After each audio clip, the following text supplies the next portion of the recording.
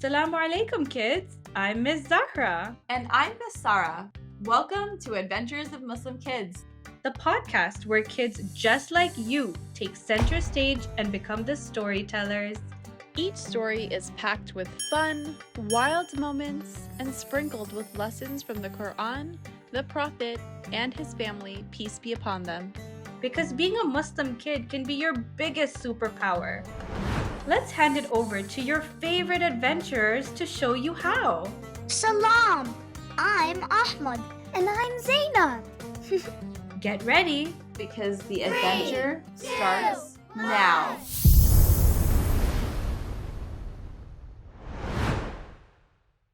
Zaynab's big move. Salam, friends. It's me, Zaynab. And boy, oh boy, have I got a story for you today. It's about something really scary. Scarier than Laith trying to make scrambled eggs. Yup, it's about moving. A few weeks ago, my dad came home all excited and he said his company was sending him on a temporary project. I thought it meant a new laptop or something cool like that. But nope, it meant packing our entire life into boxes and moving to a place called Wood Lake. Never heard of it? Neither had I. It's this tiny town somewhere else in Ontario. It's full of mosquitoes, it's way too dark at night, and I swear there are like 6 trees per person. The worst part? There are no Islamic schools here. None. Zilch. So for the first time ever, I have to go to public school. I know. Some of you might already go to public school, but for me, this was huge. I've always gone to Islamic school. Everyone there knew about wudu and salah and why I wear hijab. We prayed together, we get the day off for Eid. But now, I'm the only one, and suddenly I have to explain everything. What I eat, what I wear, why I disappear during lunch to go pray. I don't even know if they have a prayer space, or if anyone will understand why I don't celebrate Halloween. Yeah, I was freaking out, like actual panic mode, like Googling how to blend into public school without losing your Muslim identity, kind of freaking out. And that's how my big adventure began. The night before my first day, we were all sitting in the living room. Amina was doing her nails. She's in high school, and her old school agreed for her to take online classes for the semester while we're in Wood Lake. She's so lucky. Laith was building some wobbly tower out of blocks, and I was basically spiraling. I looked at my mom and said, "What if nobody talks to me? What if I'm the only one in hijab and people stare like I'm from outer space?" My mom gave me that calm mom look. Zainab, sometimes people stare because they're curious, not unkind. Just smile. Your kindness is your superpower.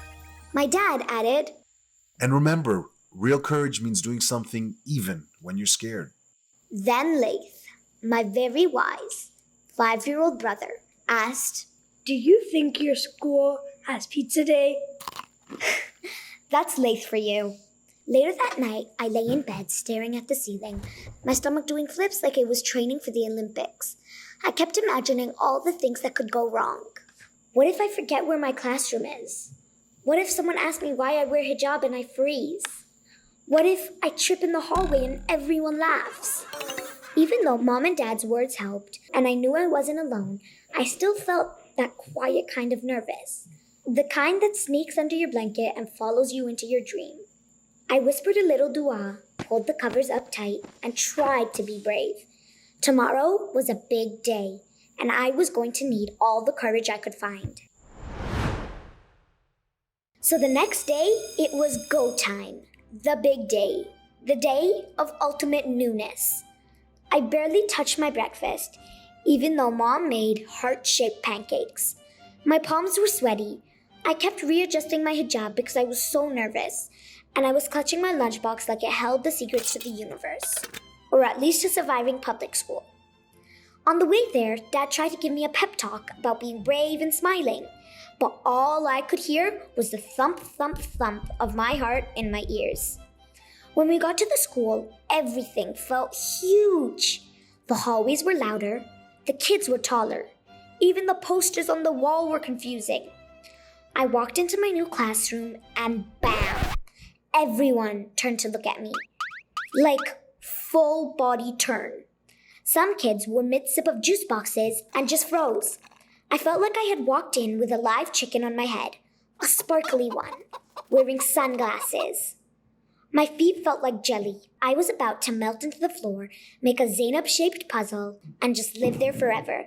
When suddenly, this girl waved at me like she was directing traffic at a busy roundabout. Hi, are you new? She shouted. Not whispered, shouted. Across the room. I'm Olivia. That's Claire. Sit with us. We don't bite. Then Claire looked up from her desk and added, Unless it's pizza day. I laughed. Not a full-on belly laugh, but a little baby chuckle. The kind that escapes before you realize you're actually feeling a tiny bit okay. They were weird, but good weird. My kind of weird. The morning had been a roller coaster. Not the fun, scream your face off kind. The awkward, bumpy kind where your seatbelt digs into your stomach and you wish you could get off halfway through. First, I got lost trying to find the washroom. I ended up in the art supply closet. A very creepy art supply closet where a papier-mâché duck stared into my soul. Then, during morning announcements, something super weird happened. Everyone suddenly stood up, placed their hands on their hearts, and stared at the flag while the national anthem played. And I just froze. At my old school, we didn't do that. We usually started the day with a dua and a short surah. So I wasn't sure what to do. Should I stand? Put my hand on my chest too? Say something? Stay silent? I stood there awkwardly, my hands kind of hovering. One kid near me gave me a side eye like I just burped during a test. Afterward, I felt all hot in the face, like I'd done something wrong without even knowing it. Like I was already behind on the How to Blend In handbook. That's when my new teacher, Mr. Rivera, walked over quietly and crouched beside my desk. He smiled. Not the fake teacher smile, the real kind, with the eyes that crinkle a little. Hey, Zaynab, I know today's a lot. New place, new routines. Just so you know, if anything feels just a little too strange for you, it's okay to ask questions. I promise I'm here to help. And by the way you handled the national anthem moment, my gosh, you were standing with everybody? That shows a lot of maturity. Wonderful job. Thanks, I whispered. And that tiny moment, it helped. Like it didn't solve everything, but it was like someone had tossed me a floaty in the deep end. Hey adventurers, do you have a non-Muslim friend or neighbor? Download our Same But Different Venn diagram printable. It's a fun way to discover what makes you unique and what you guys have in common. You can find it in our show notes or our Instagram bio at Adventures of Muslim Kids. Now, back to the show. So by the time I got to lunch, I just wanted to crawl inside my lunchbox and stay there forever. Maybe live with the grapes and avoid eye contact forever. But then, Olivia popped open her juice box and looked at my sandwich. What is that? It smells amazing, she said, leaning in. Shawarma, I told her. My mom makes it with extra tahini. Olivia sighed. Lucky! My mom packed me a peanut butter sandwich and a pickle. A single pickle. It's so sad. Claire unzipped her lunch and held up one lonely green bean. Why is there a single green bean in my bag? Who does that? And just like that, we laughed. Real laughs. The kind that make your shoulders drop and your face hurt a little. Want some of my shawarma? I offered. I would love some. Claire grabbed the half shawarma and inhaled it in record time. She wiped her mouth. That was the greatest thing I've ever eaten. Olivia raised an eyebrow. Claire, did you forget to chew? We burst out laughing again. We officially became the Weird Lunch Club, and honestly, it was the best part of my whole day. Okay, so here's another thing I hadn't thought about until it was almost too late. The Salah. At my old school, we had a whole system. There was a prayer mat closet, a wudu station, and we all lined up and prayed together. It was normal, routine, easy. But here, in Woodlake Public School, I was on my own. I looked at the time on the wall clock, 12:47, Dhar time. My heart started thumping. I raised my hand slowly. So slowly, I think only ants could see it. Mr. Rivera? I whispered. Yes, Zaynab? He said gently. I need a quiet space to pray. It'll only take a few minutes. I brought my own mat. I said it like it was some kind of confession. Mr. Rivera blinked for a second, then smiled. Of course. Thanks for letting me know. Let me just think. He looked around the room like he was hunting for treasure. Then he nodded. The library's reading corner is usually empty during lunch. Would that work?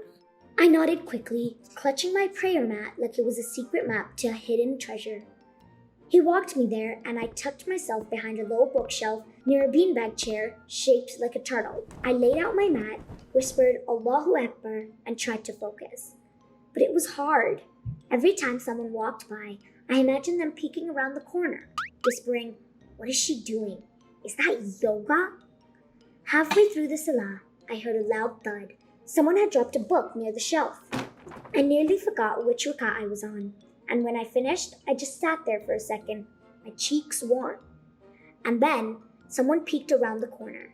It was Claire. Sorry if I scared you. Were you praying?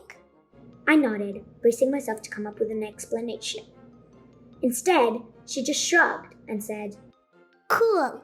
I talk to God too, mostly when I lose things, like my retainer or my mind.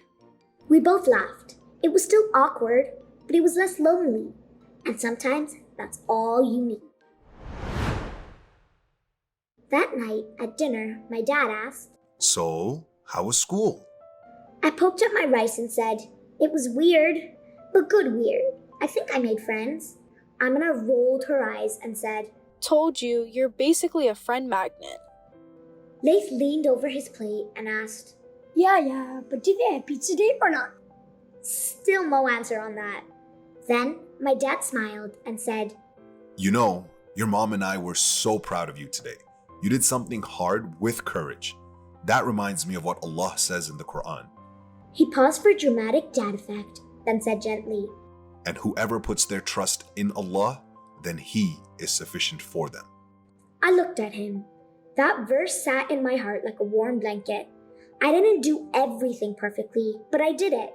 I tried. I prayed. I smiled. I kept going.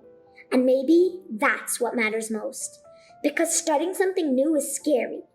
Like really scary. But sometimes you find your people at the weirdest lunches laughing about a string bean. And alhamdulillah for that.